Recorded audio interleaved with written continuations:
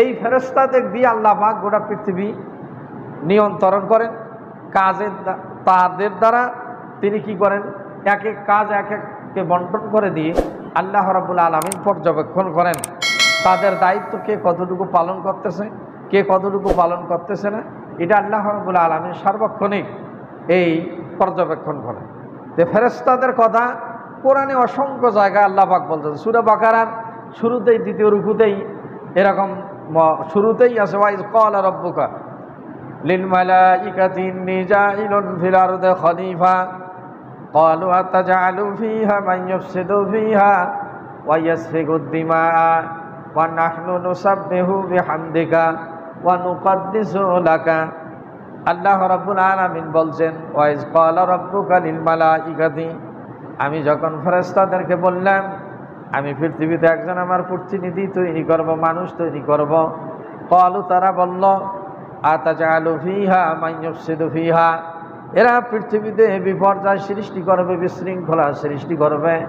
নাহনু নুসাব্বিহু বিহামদিকা ওয়া নুকদ্দিসু লাকা, আল্লাহ আমরা আপনার কৃতজ্ঞতা আদায় করতেছি, তাসবিহ পাঠ করতেছি, আপনি এদেরকে সৃষ্টি করেন না। আল্লাহ বলছেন, ক্বালা ইন্নী আ'লামু মা লা তা'লামুন, আল্লাহ রাব্বুল আলামিন বললেন আমি যাহা জানি তোমরা তা জানো না। জোরে বলি সুবহানাল্লাহ। আল্লাহ বলছেন আমি যাহা জানি তোমরা তা জানো না। তারা বলল, ক্বালু সুবহানাকা লা ইলমা লানা ইল্লা মা আল্লামতানা ইন্নাকা আনতাল আলিমুল হাকীম।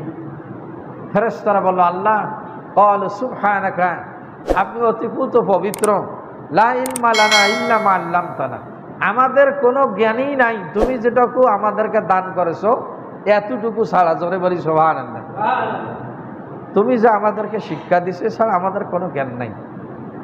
এই ফেরেশতা আল্লাহ পাকের স্বর্গীয় দূত, বার্তাবাহক। কত ফেরেশতা পৃথিবীতে আছে এটা একমাত্র আল্লাহ ছাড়া আর কেউ জানে না। জোরে বলি সুবহানাল্লাহ।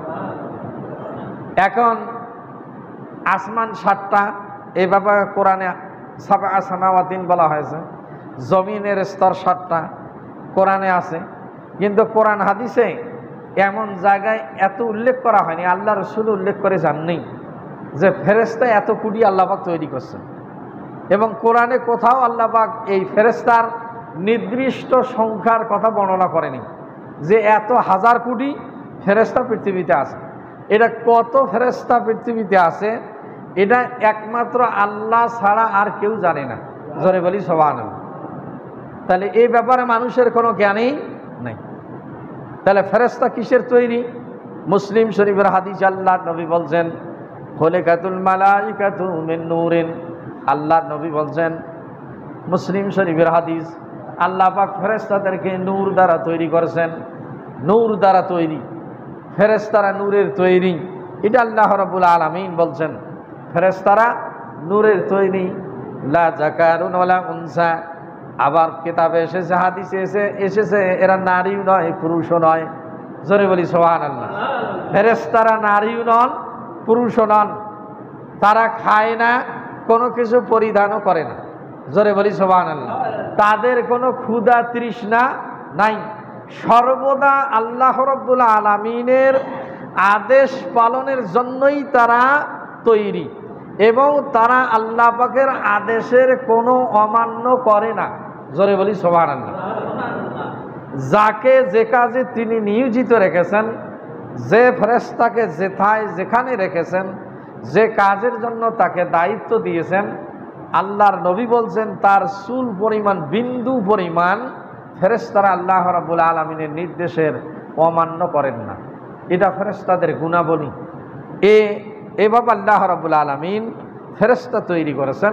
তার মধ্যে হাদিস আছে, আল্লাহর নবী বলছেন আল্লাহ রাব্বুল আলামিন যত ফেরেশতা তৈরি করেছেন, এই ফেরেশতাদেরকে 4 জনকে আল্লাহ রাব্বুল আলামিন সবচেয়ে বেশি সম্মানিত করেছেন, এবং 4 জনকে আল্লাহ রাব্বুল আলামিন বিশেষ 4টি বড় কাজের দায়িত্ব অর্পণ করেছেন। জোরে বলি সুবহানাল্লাহ। এর মধ্যে 1 নম্বরে তিনি ইসরাফিল আলাইহিস সালামকে সৃজন করেছেন।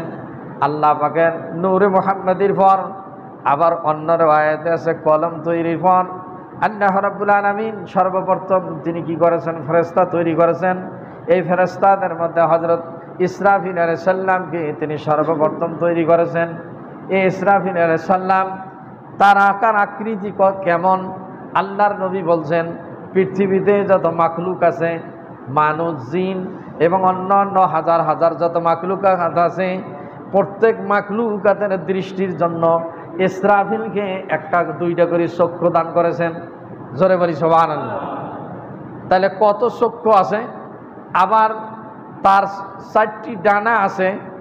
হাদিসে বলছেন পৃথিবীর 4 প্রান্তে 4টি ডানা আছে এবং ইসরাফিল আলাইহিস সালামের এই ডানার মধ্যে আরশবাহী 8 জন ফেরেশতা আছে। তাদের ফেরেশতা তারা বহন করে আছেন এবং আল্লাহ রাব্বুল আলামিনের আরশে আজিমের সবচেয়ে বেশি নিকটে থাকেন ইসরাফিল আলাইহিস সালাম। জোরে বলি সুবহানাল্লাহ। তেনাকে একটা দায়িত্ব দেওয়া হয়েছে, তিনি সিংহা নিয়ে আসেন। এই সিংহার তিনি কিয়ামতের আগে ফুৎকার দিবেন। এই ফুৎকারে গোটা পৃথিবী ধ্বংস হয়ে যাবে, আর একটা প্রাণী বাঁচবে না, সব কিছু মৃত্যুবরণ করবে, ধ্বংস হয়ে যাবে ইসরাফিল আলাইহিস সালাম সিংহার পর। এই তার যে বাঁশি, যে সিংহা থাকবে, এই সিংহার বাঁশির যে শব্দ পৃথিবীর সমস্ত মাখলুকাতের কর্ণে পৌঁছে যাবে এবং যে সর্বশেষ মৃত্যুবরণ করবে সেও 40 বছর এরকম কবরে থাকার স্বাদ আস্বাদন করতে পারবে। জোরে বলি সুবহানাল্লাহ। এই ইসরাফিল আলাইহিস সালামকে আল্লাহ পাক এমন পাওয়ার দিয়ে তৈরি করেছেন। সূরা ইয়াসিন আল্লাহ বলছেন ওয়া নুফিখা ফিস সূরি ফাইজা হুম মিনাল আজদাসি ইলা রাব্বিহিম ইয়ানসিলুন। প্রথম সিংহায় যখন তিনি ফুৎকার দিবেন, সূরা ইনফিতার, সূরা ইনশাক, সূরা হাক্কা, সূরা করিয়া বলছেন সব ধ্বংস হয়ে যাবে। আল করিয়াতু মাল করিয়া, সেই সিংহার কষাঘাত বলছেন তার ফুৎকারে এমন একটা কষাঘাত, এমন একটা বিকট শব্দ হবে। আল করিয়াতু মাল করিয়া ওয়া মা আদরাকা মাল করিয়া। আবার বলছেন আল হাক্কাতু মাল হাক্কা ওয়া মা আদরাকা মাল হাক্কা। ইজাস সামাউ ফাতারাত ওয়া ইজাল কাওয়াকিবু ইনতাসারাত ওয়া ইজাল বিহারু ফুজ্জিরাত। ইসরাফিলের সিংহার ফুৎকারে পর আকাশ বিদীর্ণ হয়ে যাবে, যত আল্লাহ পাকের সৃষ্টি আছে সব ধ্বংস হয়ে যাবে। আলমে খাল, আলমে আমর, যেটা সূক্ষ্ম জগৎ, আল্লাহ পাকের আরশ, কুরসি, লৌহ কলম ধ্বংস হবে না, জান্নাত জাহান্নাম ধ্বংস হবে না। জোরে বলি সুবহানাল্লাহ। আল্লাহর আরশ, কুরসি, লৌহ কলম, জান্নাত জাহান্নাম ধ্বংস হবে না ইসরাফিলের সিংহায় ফুৎকারের পর। ফেরেশতাগণ সব মৃত্যুবরণ করবে। পৃথিবীতে যত ফেরেশতা তৈরি করেছেন, শুধু ইসরাফিল আর আজরাইল জীবিত থাকবে, সব মৃত্যুবরণ করবে। এই মৃত্যু যখন আজরাইল আর ইসরাফিল জীবিত থাকবে, আল্লাহ ডাক দিয়ে বলবে আজরাইল কি, যাকে 2 নম্বর এই ইসরাফিল সৃষ্টির পর আল্লাহর নবী বলছেন 500 বছর পর মিকাইলকে সৃষ্টি করেছেন, 500 বছর পর জিবরাইলকে সৃষ্টি করেছেন, এর 500 বছর পর আজরাইলকে আল্লাহ পাক সৃষ্টি করেছেন। এর আর একটা উপাধি আছে মালিকুল মউত, মউতের অধিপতি। এই ফেরেশতা সব মৃত্যুবরণ করবে। যারা এই 4 ফেরেশতা, বড় 4 ফেরেশতাগুলো, 2 জন ব্যতীত সবাই ইসরাফিলের সিংহায় মৃত্যুবরণ করবে, 2 জন শুধু জীবিত থাকবে, আজরাইল আর ইসরাফিল। আজরাইলকে আল্লাহ বলবেন হে আজরাইল, এখন পৃথিবীতে কে আছে? বলে আল্লাহ, ইসরাফিল আমি আর আপনি ছাড়া কেউ নাই। বলে ইসরাফিলের জান কব্জ করো। ইসরাফিলের জান কব্জ করা হবে। এবার আল্লাহ বলবেন ও মালিকুল মউত, আজরাইল এখন কে আছে? বলে আল্লাহ, তুমি আর আমি ছাড়া আর কেউ নাই। বলে তোমার জানটা বের করে দাও। এরপর আজরাইল নিজের জানখানা বের করে দিবেন। এই বের হওয়ার পর পৃথিবীতে আর কোনো কিছুই অবশিষ্ট থাকবে না। কুল্লু মান আলাইহা ফানিন ওয়া ইয়াবকা ওয়াজহু রাব্বিকা যুল জালালি ওয়াল ইকরাম। তিনি আল্লাহ রাব্বুল আলামিন 40,000 বছর তিনি একাকিত্ব থাকবেন। জোরে বলি সুবহানাল্লাহ। এরপরে নাফকায়ে সানি, আল্লাহ পাক এই ফেরেশতা মণ্ডলীকে আবার জীবিত করবেন। যখন ইসরাফিল আলাইহিস সালামকে জীবিত করে আবার বলবেন তুমি দ্বিতীয় সিংহায় ফুৎকার দাও। এই সিংহায় ফুৎকারের পর সমস্ত পৃথিবীর যাহা কিছু আছে সব আবার আল্লাহর দরবারে দণ্ডায়মান হবে, এরা আবার জীবিত হবে। জোরে বলি সুবহানাল্লাহ। এটাকে বলা হয়েছে পুনরুত্থান। এগুলোর আলাদা অনেক কথা আছে, আমি ফেরেশতার কথা বলছি। এই যে ইসরাফিলকে সৃষ্টির পর মিকাইল আলাইহিস সালামকে সৃজন করেছেন। মিকাইল আলাইহিস সালামের 4টি ডানা আছে পৃথিবীর 4 প্রান্তে। আবার আল্লাহর নবী বলছেন ইসরাফিলের প্রত্যেক নিঃশ্বাসে একটা করে ফেরেশতা তৈরি হয়। সুবহানাল্লাহ বলবেন না? যেটা আগে বলছে এর সংখ্যা একমাত্র আল্লাহ ছাড়া কেউ জানে না। মিকাইল আলাইহিস সালামের এক নিঃশ্বাসে আর একটা করে ফেরেশতা, তার অনুগামী ফেরেশতা তৈরি হয়ে যায়। এভাবে এই তার আবার মিকাইল আলাইহিস সালামকে আল্লাহ দায়িত্ব দিয়েছেন পৃথিবীতে মেঘমালা পরিবর্তন এবং কোথায় কোন ভূখণ্ডে বৃষ্টিপাতের প্রয়োজন, কোন জায়গায় কি উৎপাদনের প্রয়োজন, এটাকে তার অনুগামী বানায় দিয়েছেন আল্লাহ পাক। এই ফেরেশতার মাধ্যমে এই বৃষ্টির বন্টন, যে পানি বন্টন এবং রিজেকের ব্যবস্থা হয়ে যায়, কোন জায়গায় কোন ফসল উৎপাদিত হবে, কখন কোন বৃষ্টির প্রয়োজন, সেইটা এই মিকাইল আলাইহিস সালাম সহ তার অনুগামী ফেরেশতা আল্লাহ পাক বানায় দিয়েছেন। জোরে বলি সুবহানাল্লাহ। এরপরে জিবরাইল আলাইহিস সালামকে 500 বছর বানার পর আল্লাহ পাক 600 দানা দিয়েছেন। আল্লাহ রসুল যখন মেরাজে গিয়েছিলেন, আল্লাহ রসুল বলেন রাসূলুল্লাহ সাল্লাল্লাহু আলাইহি সাল্লাম জিবরাইল ফি সূরাতিন, বলছেন ওয়ালাহু সিবতাতু মিয়াতা জানাহিন, আমি জিবরাইল আলাইহিস সালামকে মেরাজের রজনীতে সেই দিন আমি 600 ডানা এবং শশককে তাকে আমি দেখেছি। জোরে বলি সুবহানাল্লাহ। তাহলে 600 ডানা এবং জিবরাইলের আল্লাহ পাক এমন ক্ষমতা দিয়েছেন যে একটা ডানা দিয়ে গোটা পৃথিবী যদি তিনি জমিনে গাড়িয়ে দিয়ে গোটা জমিনকে ভাষায় পাশে মারেন, গোটা দুনিয়া সমুদ্রে পরিণত হয়ে যাবে। এ ক্ষমতা আল্লাহ পাক তাকে দিয়ে দিয়েছেন। জোরে বলি সুবহানাল্লাহ। এখন আপনি যদি কনিলে গাঁজা করি গল্প ছাড়া কিছু নয়, জোরে বলি নাউজুবিল্লাহ, আপনার ঈমান থাকবে না। এই জন্য ঈমানের মৌলিক শাখা আমানতু বিল্লাহি ওয়া মালাইকাতিহি, আল্লাহর প্রতি ঈমানের পরেই ফেরেশতাগণের প্রতি ঈমান আনা, এটাও ফরজ। কি কথা বুঝেছেন আমার? ফেরেশতা আছে আপনি দেখতে পান না, কিন্তু আল্লাহর নবীরা দেখেছেন, ফেরেশতাদের সঙ্গে কথোপকথন করেছেন। আল্লাহ পাকের বিশেষ ব্যক্তিদের সঙ্গে ফেরেশতাদের সঙ্গে কথা হয়। অনেক আউলিয়া কেরামের জীবনীতে এসেছে, তারা আজরাইলের সঙ্গে কথা বলেছেন, জিবরাইলের সঙ্গে কথা বলেছেন, বিভিন্ন ফেরেশতার সঙ্গে কথা বলেছেন। এটা আল্লাহর ওলিদের জীবনীতে অনেক এসেছে। আর আম্বিয়া আলাইহিস সালামগণ সব নবীরা ফেরেশতাদের সঙ্গে কথা বলেছেন। জোরে বলি সুবহানাল্লাহ। তারা স্বচক্ষে দেখতে পাইতেন, কিন্তু আমাদের এ দেখার ক্ষমতা নাই। কিন্তু তিনারা ফেরেশতারা আমাদেরকে দেখেন, সার্বক্ষণিক আমাদেরকে পর্যবেক্ষণ করেন। এটার উপর আপনাকে বিশ্বাস রাখতে হবে, না আপনি ইমানদার হবেন না। বুঝতেছেন আমার কথা? তাহলে ফেরেশতা আছেন, তাদের অস্তিত্ব আছে, এবং তারা নারী নন, তারা পুরুষও নন, তারা কোনো কিছু খায় না। 4 জন বড় ফেরেশতা, এই ফেরেশতারা আমাদেরকে সার্বক্ষণিক নিয়ন্ত্রণে রাখেন। আল্লাহর নবী একটা হাদিসে বলছেন প্রত্যেক মানুষের এরকম বডিগার্ড হিসেবে 6 জন ফেরেশতা থাকে। আর একটা হাদিসে বলছেন 10 জন ফেরেশতা থাকে। প্রত্যেক মানুষের কাছে এরকম 6 জন ফেরেশতা সার্বক্ষণিক থাকে, একটা মানুষকে তারা নিয়ন্ত্রণ করে। যেটা সূরা ইনফিতার আল্লাহ রাব্বুল আলামিন বলছেন ইন্না আলাইকুম লাহাফিজিনা কিরামান কাতিবিন, নিশ্চয় আমি তোমাদের জন্য 2 জন সম্মানিত লেখক আমি কি করেছি, নির্ধারণ করেছি। প্রত্যেক মানুষের 2 জন কাঁধে 2 জন ফেরেশতা থাকে, যেটাকে আমরা কিরামান কাতিবিন বলি। কিরামান কাতিবিন তাদের উপাধি। 2 জন সম্মানিত লেখক থাকেন, যাদের আমরা উপাধি আল্লাহ পাক দিয়েছেন কিরামান কাতিবিন, সম্মানিত লেখক নয়। একজন ডান কাঁধে থাকেন, একজন বাম কাঁধে থাকেন। আপনি যত নেকির কাজ করেন ডান কাঁধের ফেরেশতা সার্বক্ষণিক লিখতেই থাকেন। বাম কাঁধের ফেরেশতা যখন আপনি কোনো গুনার কাজ করেন, যদি তাৎক্ষণিক তওবা না করেন, বাম কাঁধের ফেরেশতা আপনার গুনাহ লিখিয়ে বসেন। জোরে বলি নাউজুবিল্লাহ। এরা সার্বক্ষণিক লেখেন। আবার হাদিসে আল্লাহর নবী বলছেন প্রত্যেক মানুষের জন্য বডিগার্ড হিসেবে আবার আরও 4 জন ফেরেশতা আছে। একজন মানুষের কি করে, খাদ্য সামগ্রী নিয়ন্ত্রণ করে, রিজেকের ব্যবস্থা করে। কোথায় কোন জায়গায় আপনার রিজেক আছে, সেই ফেরেশতা সেখানে নিয়ে যাওয়ার জন্য আপনাকে বেকুল হয়ে যায়। ওই ফেরেশতা সেখানে আপনাকে নিয়ে যায়। আপনি যাওয়ার জন্য কি করেন, সেখানে অস্থির হয়ে যান। যে জায়গায় যার রিজেক আছে, আল্লাহর নবী বলছেন সে জায়গায় সে যাবেই। এই ফেরেশতা নেওয়ার জন্য আপনাকে ব্যস্ততা নিয়ন্ত্রণ করেন।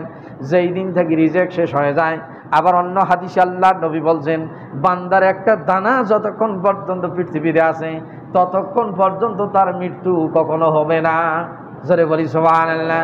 যদি সে আগুনে পড়িয়ে যায়, সমুদ্রে নিক্ষিপ্ত হয়ে যায়, আল্লাহ পাক ফেরেশতা পাঠায় দিয়ে বলে, যাও ওকে এরকম নিয়ন্ত্রণ করো, ধরো, ওর এখনো রিজেক শেষ হয়নি। এই রিজেক যতক্ষণ পর্যন্ত থাকে ততক্ষণ কোনো কারণেই মানুষ মৃত্যুবরণ করে না। যে ওসিলায় যার লেখা আছে সে খুন হবে না, হার্ট অ্যাটাক করে মারা যাবে, না স্ট্রোক করে মারা যাবে, কি কারণে মারা যাবে তার তকদিরে আজলের মধ্যে লিপিবদ্ধ আছে। কিন্তু রিজেক থাকতে কখনো মানুষ মৃত্যুবরণ করে না।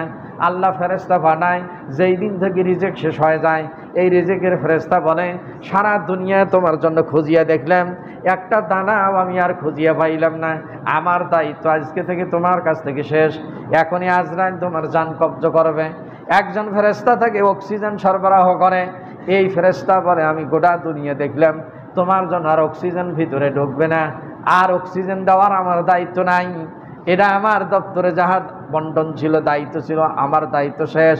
এখন তোমার জান কব্জ করা হবে।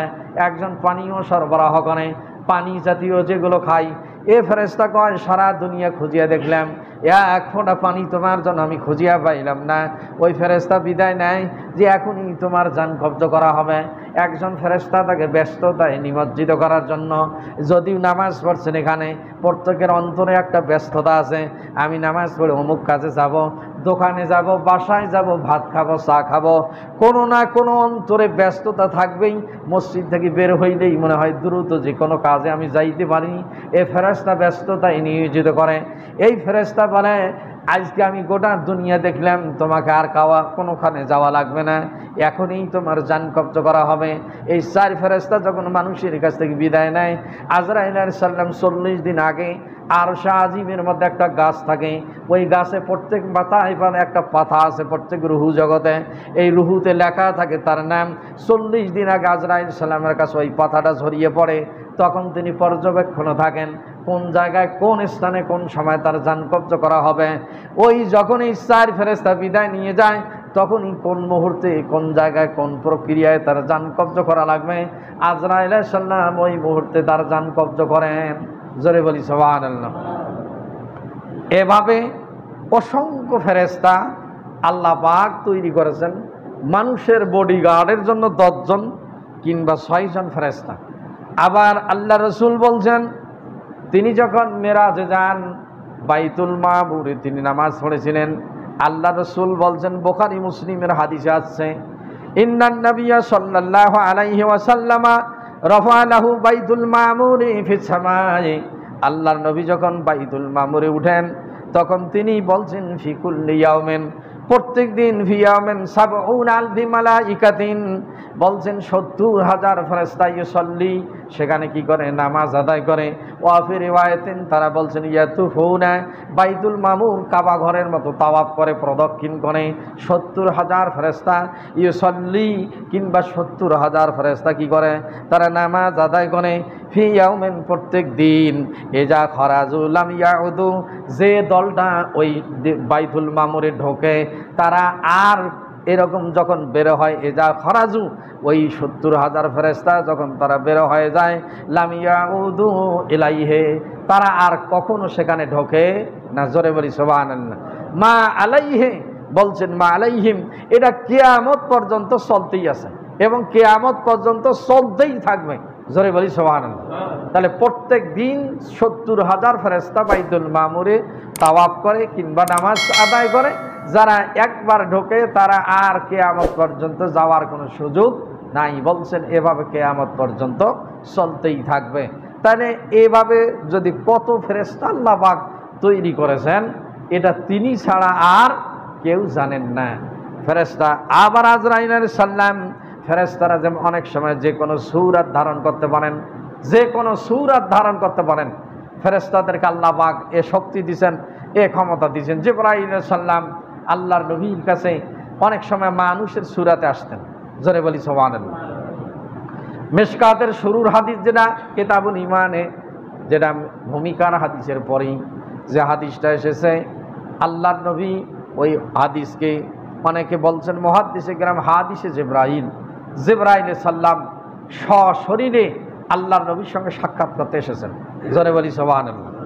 হাদিস ওমর ইবনুল খাত্তাব রাদিয়াল্লাহু তাআলা আনহু বর্ণনা করেন, হাদিস বর্ণনা করতেছেন আল্লাহ রাসূল এরকম বলতেছেন, কোনো এক অপরিচিত লোক ইসতালা আলাইনা রাজুলন, এমন এক ব্যক্তি, আগন্তুক ব্যক্তি আমার কাছে আসলেন, লা ইউরাফু মিন্না আহাদুন, আমাদের মধ্যে কেউ তাকে চেনেও না, লা ইউরাফু আসারু সাফারহু, এবং তার কোনো ভ্রমণের চিহ্ন নাই শরীরের মধ্যে।